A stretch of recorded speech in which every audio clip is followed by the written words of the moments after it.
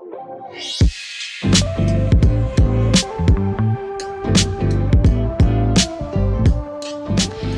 know, I had a whole plan for today's video. I mean, look, I'm still gonna talk about how to create balance and tension in an outfit using jewelry, because I think all stylish people, that's something they have in common, is their knowledge of how to create that tension, how to create a balanced outfit. But as I was researching and looking for references, I realized that you can't really create a blueprint or a guide for balance, particularly in an outfit, or creating tension, because it's just so personal. Only you know what the right balance of elements of style is for your outfit. So, you know, if that's all you take from today's video, then that's great. I'll see you next week. So if you want some ideas that I discovered when I'm thinking about and researching this topic about creating balance and tension in an outfit, then stick around. Let me know if you'd like me to make this into a series, because there are so many elements in an outfit that create balance. Things like proportions, style mixing, textures, color even. I'm just here to share ideas that will hopefully help you think about getting dressed differently, look at your closet differently, so that you can decouple personal style from consumption. Most often we think of jewelry as a way to elevate basics or just finish off any look, but I think it plays such a great role when you want to add tension in terms of mixing in different style vibes of your outfit. So something tough maybe with something romantic, that kind of thing. Or it can really underscore and highlight a vibe if that's what you're going for, like a total look.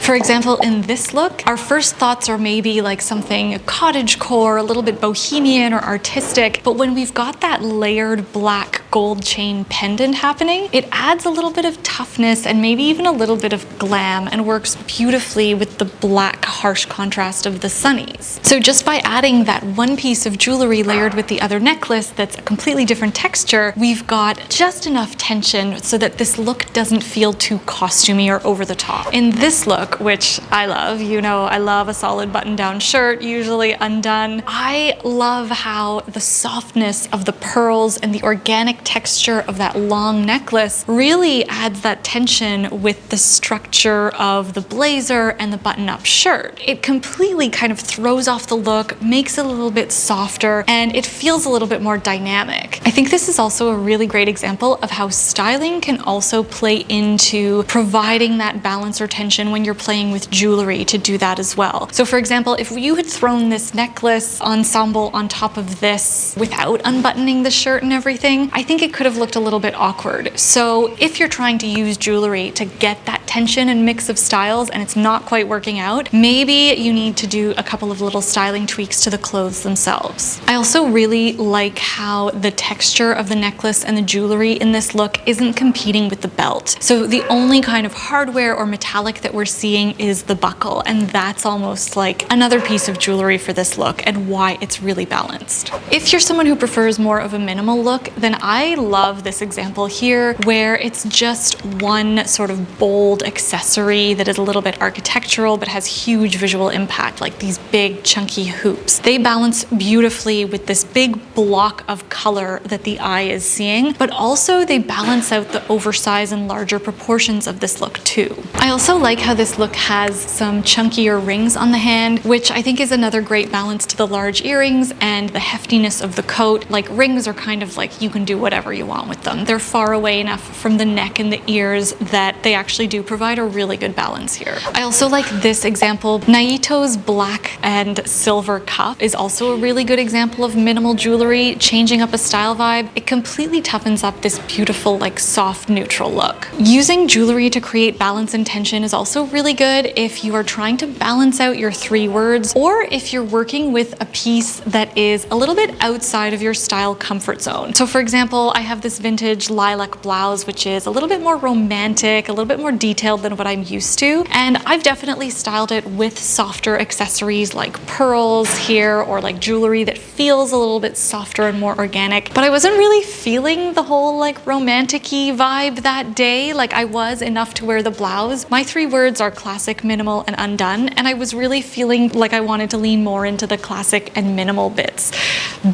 What a great way to describe style. Anyway, anyway, so instead I swapped out the softer jewelry for my Alyssa hoops, which are a nice elongated hexagon. They're a little bit more like clean cut and structured, and I like how they added that little bit of tension to the blouse and made it feel more minimal and classic. So what about balancing jewelry with other pieces of jewelry or hardware that you're wearing, and necklines and all of those things? There are kind of three routes that I always think are easy to use as a jumping off point. And the first is, do you want to be maximal? Do you want to be harmonious and like super visually pleasing to the eye where it doesn't really land anywhere? Or do you want that minimal statement? So if you want a maximal look and you just want to like pile it on and use all the color and all the textures, that's amazing. What I would do, and this is just me, my personal style and my personal opinion of what I like, is I would just make sure you're going heavy on the layers or heavy on the big statement pieces in two places that are far enough apart. So for example, wrists and neck, or wrists and ears. I love what Carla has done in this look here. She's got two very sort of impactful layered necklaces and a really impactful cuff, but they work really well together. She's kept the ears super minimal, and all of this looks really good together, primarily because they are far enough apart that they provide that balance, and the rest of the look is really simple and minimal. So it's like a canvas where these statement pieces can really shine. Haha.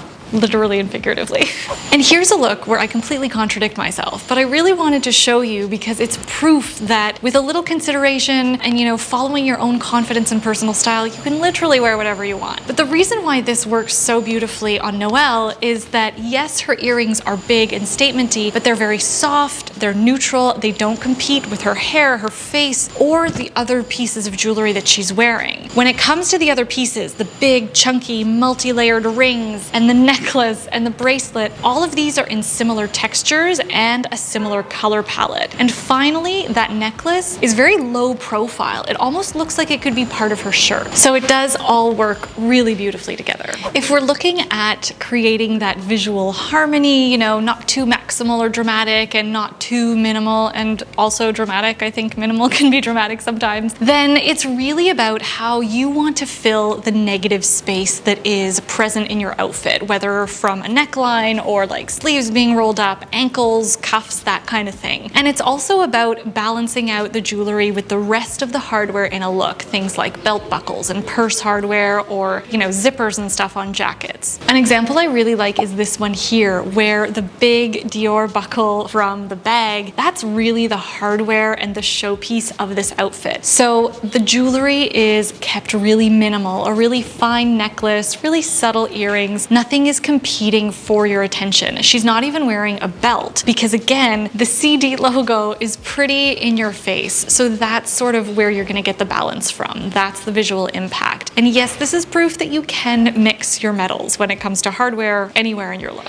And if we're talking about balancing jewelry with belt buckles, if I'm wearing a chain or anything that's a little bit hefty, I would keep the necklace shorter, like around a crew, like nothing longer than 18 inches, so that it doesn't compete with a belt buckle. If you want to wear a long necklace, then I think our earlier example of having a necklace that doesn't have any metallic or hardware or shine, something that's a bit softer and a bit more organic of texture, could work really well with something that has like a brass or a metallic belt buckle. This way they're not competing, but they can still be close to each other. I think you can also totally wear multiple sort of chunkier jewelry in a balanced way. I feel like the grammar in that sentence makes no sense. I apologize, but I do think that you can do this in a way that does feel balanced and harmonious, like in this example here. Why I think this works is that, yes, the chain is a little bit shorter, but there are elements of the chunky bracelets and the necklace that are the same. So we've got those nice thick chain links. The gold is a similar yellow. That's really important. Think of it as similar to mixing prints. You have to have some common denominators between the two prints to make it work. So this is similar in that sense, and you can totally pull off lots of chunky jewelry. I don't really subscribe to the idea that you should wear certain types of necklaces with certain necklines. I feel like this can kind of stop us from experimenting with with all the things that we already have in our closet and seeing what we like that way. I personally love filling deep V's with a longer necklace and sometimes even a bunch of layers, like short to long, so that it makes the deep V feel more dramatic. Other days, I like leaving it empty,